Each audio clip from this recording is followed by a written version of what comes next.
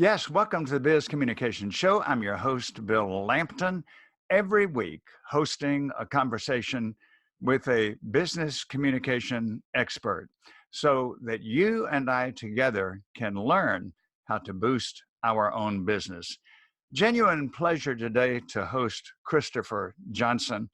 I'll have to tell you how we met. It was 15 years ago. Happened to have the privilege of being the enrichment lecturer on the Regatta, which was a part of the Oceania cruise line. Christopher Johnson was the entertainment director, and fortunately for me, I heard him sing many times. Fortunately for me, also, he introduced me for my first of four presentations on that cruise. Christopher and I reunited recently, and I knew that he would be a great guest because, as you'll learn from my introduction, he has had a diverse and successful background. He currently serves in a consulting role as the Director of Compliance and Quality Control for Gray Square. Before working in his current profession, he spent 7 years in education, both in the classroom and in administrative roles. And I've done both in higher education, teaching, and administration, so I know that's quite an accomplishment. He then had, as I mentioned, a decade in the entertainment industry as a lead singer, and I'll never forget the night he sang about 40 minutes worth of Broadway tunes. That was so fabulous. As a lead singer and a performer in regional theater, TV soaps, off-Broadway in New York, and literally around the world, as a headline entertainer and cruise director for several cruise lines, including Radisson, which is now Regent's, Oceania, and American. Subsequently, he has been an office manager and director of quality control for a large vendor in the New England area. He's been a director of customer service. After leaving the corporate world in 2014, he headed back into the marketing world and eventually started his own consulting firm, Symbiosis Enterprises. And so I know you will be excited, as I am, to welcome as our guest, Christopher Johnson. Hello, Christopher.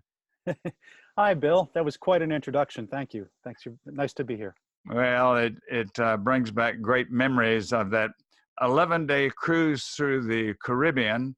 And I've been on quite a few cruises. The entertainment varies in quality. That time it was top quality, thanks to you. Well, thank you. Nice compliment. Thank you so much.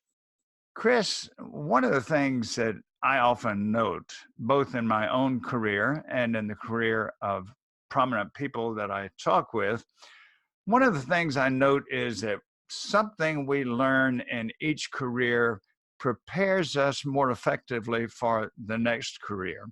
As you look back on your experience in the entertainment industry, a decade of that, what did you learn there that you apply today in your current consulting and management business?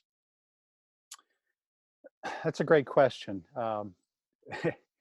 Quite a lot of life lessons. I think when you go into any performance type of industry, whether that's in entertainment or in professional athletics,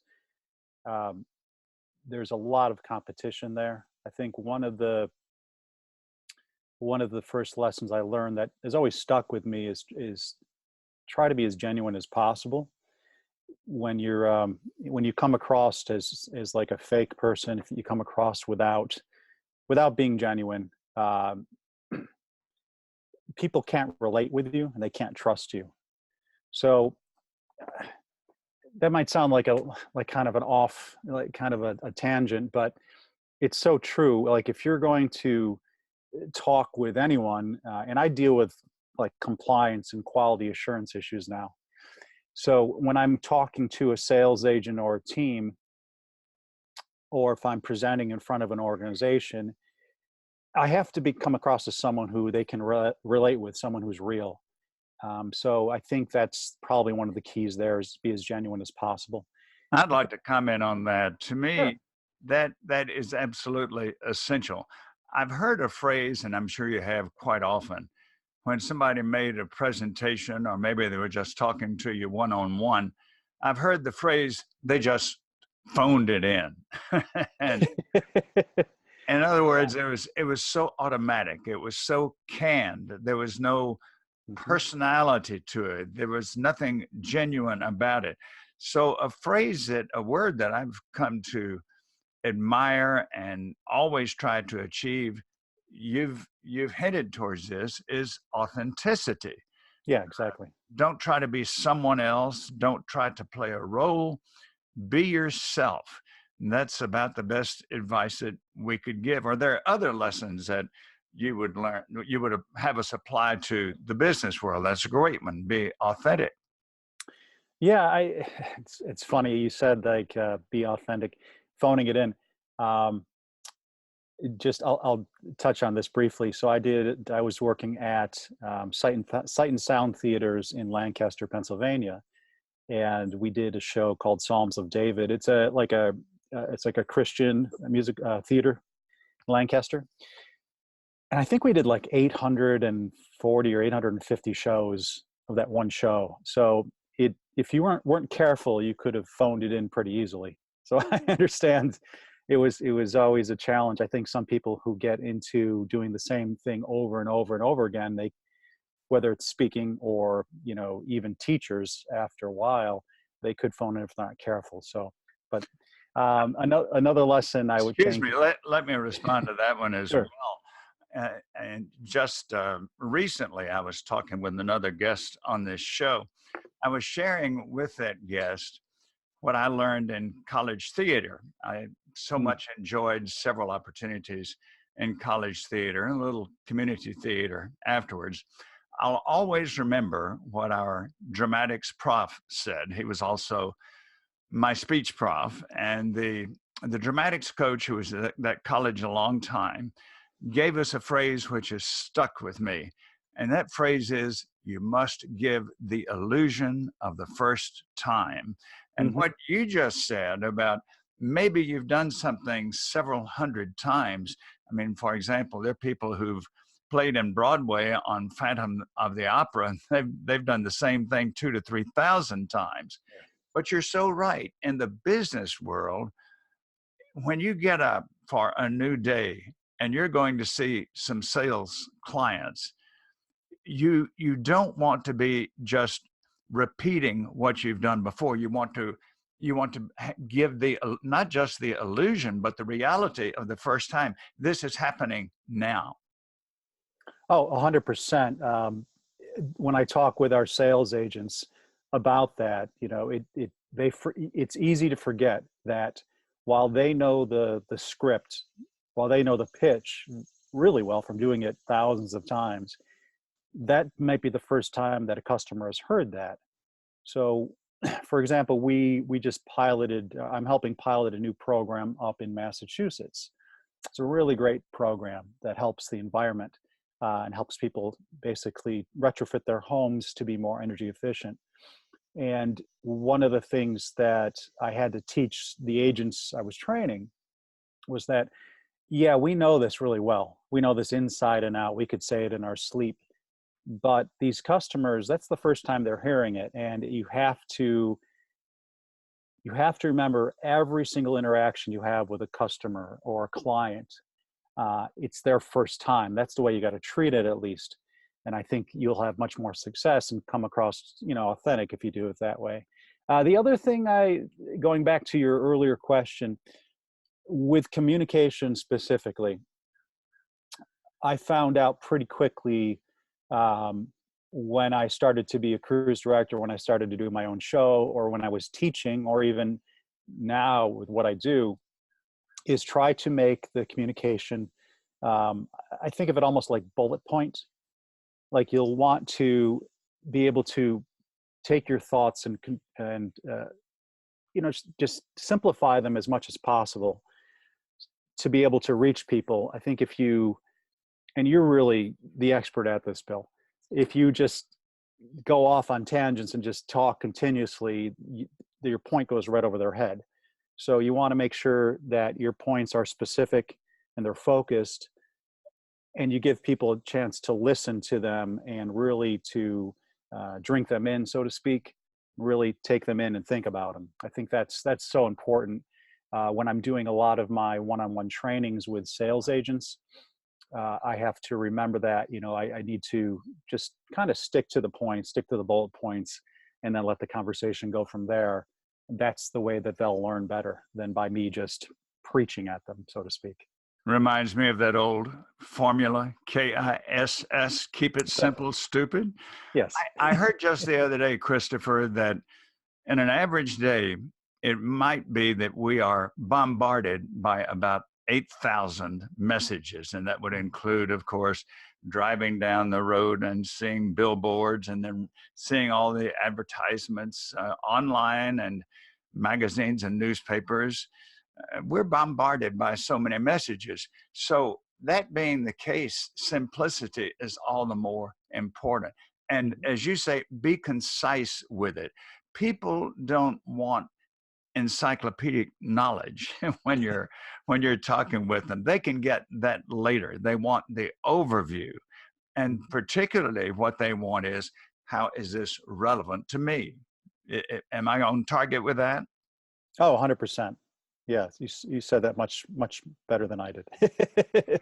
Christopher, I noticed in your bio that you had sent, which I didn't get to include this part of it, but I noticed that you are truly a lifelong learner.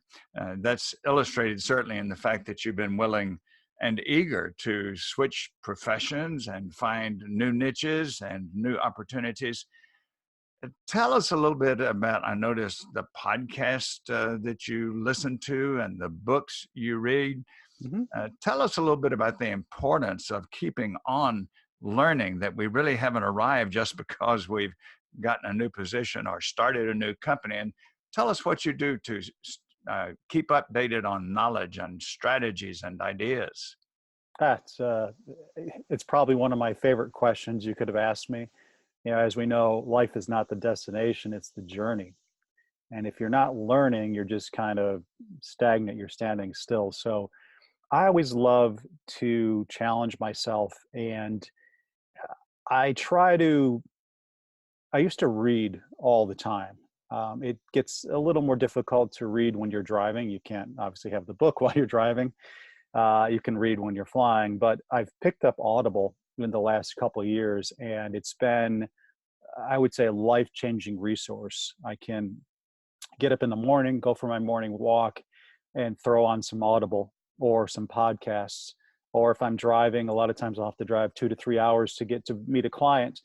During that time, I could choose to either listen to the radio or listen to something that will help me learn.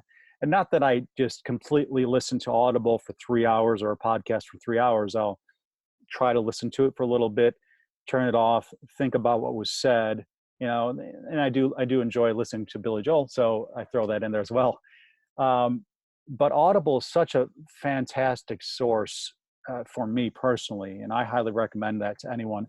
I did take some notes. I think, over the last year, the people that have influenced me most are people like Arjuna Ardaj. I think that's how I say his last name. He put an Audible book out, also a written book called Radical Brilliance.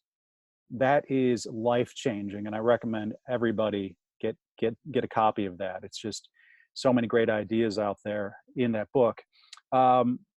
One of the people I work with turned me on to Seneca, the Tao of Seneca, about Stoicism. Yes. It's really, I'm going through that one slowly because it's so impactful, each lesson in there.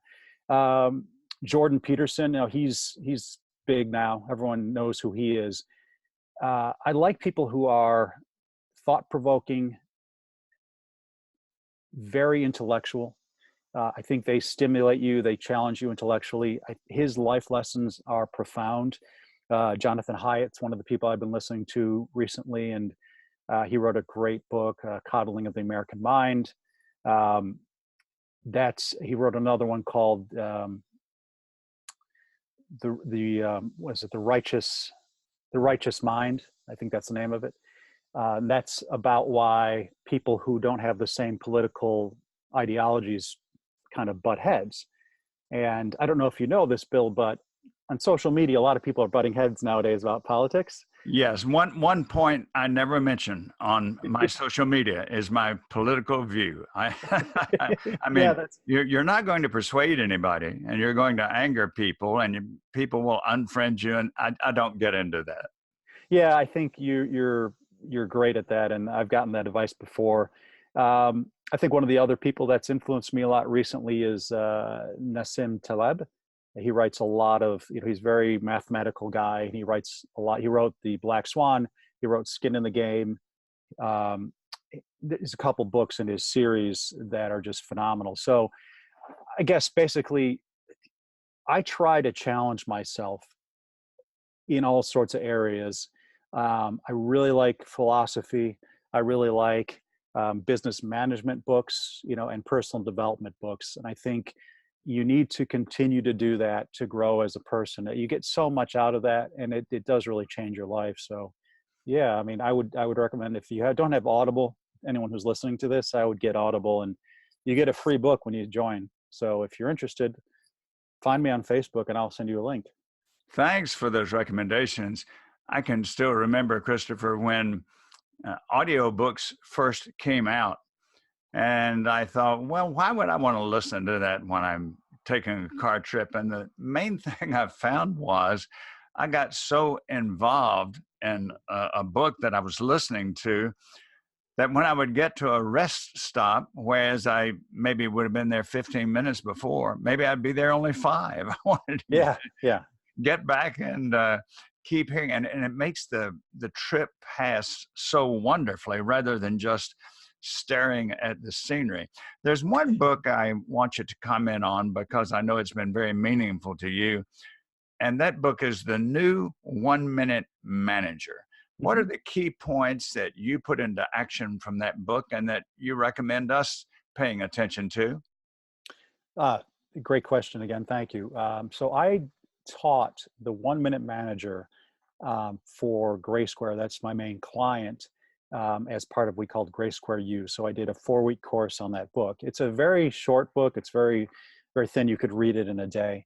I think the main point in that book is, like we talked about earlier, simplifying. So if you are managing people, you should set up the goals ahead of time with them. And then when you're throughout the day, if they do something right, you give them a praising. If there's something that needs correction, you give them correction. But the formula is pretty much always the same there. It should be able to occur in a minute or less. So one of the things that I took out of that after teaching the guys were to change how I did my one-on-one coachings within the organization. So one of the areas I have to coach on is people when they have poor sales quality. It's one of the main functions that I do. So what I try to do in those coachings now, instead of just, expounding my great wisdom for, 10 or 15 minutes, is try to, get right to the point with the people, tell them exactly what's expected, and then getting them to state the solution in their own words. And if I know their solution isn't going to suffice, I restate it back to them and I say, will that solve the problem or do you need to do something else? And usually if you lead someone on this path, they'll come up with a solution that works. And when they come up with a solution that works, that will fix their issue of sales quality, you then get them to verbally commit to it. And then if you have to follow up with them at a later date, you can just kind of refresh and go back to that point. That's a much different management theory than like the top-down management theory where, the boss says to do this and you have to do this. That Or doesn't work anymore. no, that doesn't work anymore. And the other thing that doesn't work is like a democracy uh, in a business setting. If everyone is contributing, but there's no one leading, and there's no one making the tough decisions, there's no focus. So it has to be kind of a combination of having, having a strong leader with a lot of input from the people, but on an individual basis. And, certainly you don't like those. You never like to be in a situation where someone calls you into an office and just starts screaming at you, because that's not productive at all. So I would say, if you're a manager, if you get a hold of the 1 Minute Manager book and the new 1 Minute Manager book, and you really dig into that, it's incredibly helpful, and it's very easy to do. You just have to remember. And for our biz communication show listeners, that's a great biz communication strategy. Yeah, exactly. And of course, much of this has replaced the old style of management where people hardly ever knew where they stood during the year. Correct. And they came in for their performance appraisal and found out that the supervisor wasn't at all pleased with them, and they didn't know why. They didn't know what had gone wrong. And the 1 Minute Manager concept is you don't let problems become huge. You solve them early on. Christopher, this has been an absolutely fascinating and very helpful, informative conversation. I know there are those who will want to get in touch with you, so please give us your contact information. Sure. Well, you can find me on Facebook. That's probably the easiest way to find me, at Christopher Johnson, and I'll give you the full link later, Bill. You can put it on there. I also have my website, symbiosisinc.com. You can reach me from there. Symbiosis means a mutual beneficial relationship between two groups, peoples or organisms, and that's what I really try to do in my coaching or in my business, is to connect people to get so we can have a mutually beneficial outcome. Thanks for that contact information. And now that you've shared yours, I'll share mine. Bill Lampton, the Biz Communication Guy. So logically, my website is B-I-Z, bizcommunicationguy.com. I invite you to go there, check my services for corporations and leaders, and I'll be very happy to hear from you so that we can talk about how I can help you solve your biz communication problems. Christopher Johnson, again, thanks. Any closing comment for us? Just thank you so much for this opportunity, Bill. I really enjoy listening to your podcast, and it's an honor to have been a part of this. So have a great day out there, everyone, and you know how to work. You know where to find me. You have contributed many wonderful ideas for us today, Christopher, and we'll call on you again. And to those of you who've joined us on the Biz Communication Show, thanks, and we look forward to having you with us next week. I'm Bill Lampton, the Biz Communication Guy.